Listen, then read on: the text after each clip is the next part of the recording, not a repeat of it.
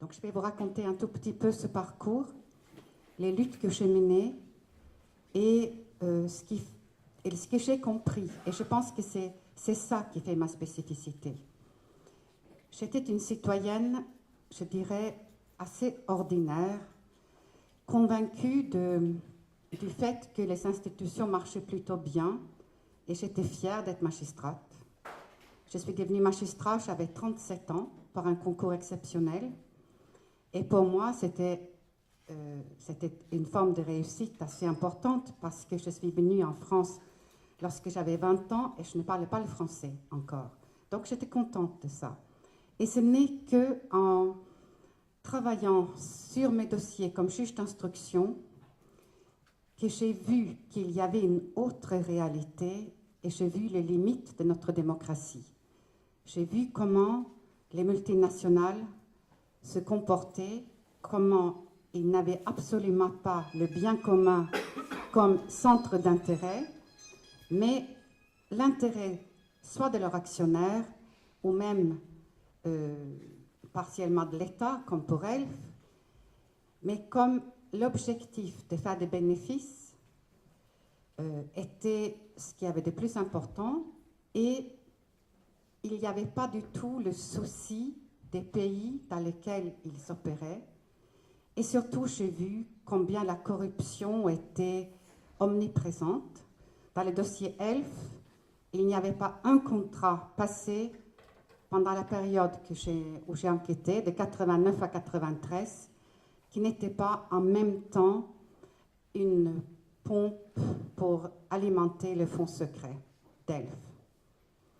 Et ensuite, j'ai vu l'emploi qui sont faits de ces fonds. Il y avait qu'une petite partie qui finançait les partis politiques. Le plus important de ces sommes allait en réalité aux dirigeants eux-mêmes. Mais ce qui m'avait le plus choqué, c'était le rapport avec l'Afrique. C'est lorsque j'ai vu qu'on se servait d'un contrat de prêt d'Angola. Angola avait besoin d'emprunter 100 milliards. Le FMI les avait exclus parce que Dos Santos, le dirigeant d'Angola, se servait dans la caisse. Il voulait que ça s'améliore. Et j'ai vu que pour ce prêt, ils avaient un contrat facial, cher, que le peuple angolais payait, alors qu'en réalité, derrière, c'est Elf qui avait emprunté l'argent pour pas très cher, et les différences de taux étaient réparties entre les dirigeants d'Angola et les dirigeants d'Elf.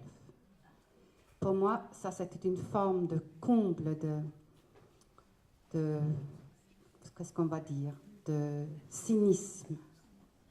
On se sert du fait que l'Angola est banni de la communauté internationale à un moment donné, doit emprunter à un taux cher, et puis on s'organise pour soi-même, comme on est Elf, on emprunte pour pas cher, et le différentiel, vous voyez, on se le partage. J'ai des dizaines d'exemples comme ça, et pas plus tard qu'hier. Ici à Aix, je pense que vous avez Le Monde le lendemain, donc aujourd'hui, dans le journal que vous pouvez acheter aujourd'hui. Première page à gauche, vous lisez que le parquet a refusé aux juges d'enquêter sur le bien mal acquis de Bongo et Obiang et Nguesso. Et nous sommes en 2011. La France a signé les conventions internationales par lesquelles nous nous obligeons à répatrier les fonds détournés. Et là, dans la réalité, on voit un procureur qui est confronté à la preuve que ce sont les fonds publics gabonais qui payent pour les dizaines de logements, les dizaines de voitures de luxe, et puis on ferme les yeux, rien à faire. C'est donc un double dysfonctionnement. C'est d'abord dysfonctionnement nord-sud, manquement de nos obligations, mais c'est surtout de voir que le parquet est complètement instrumentalisé.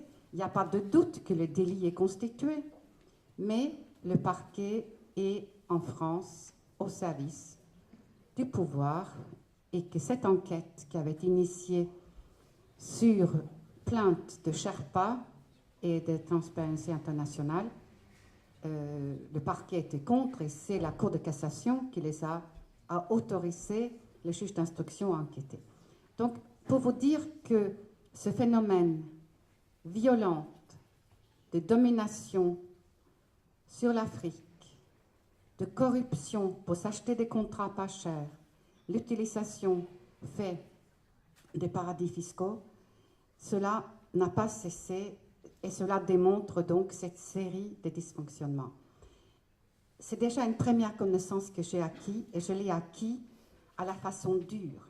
Cela m'a coûté, si je peux me permettre de le dire.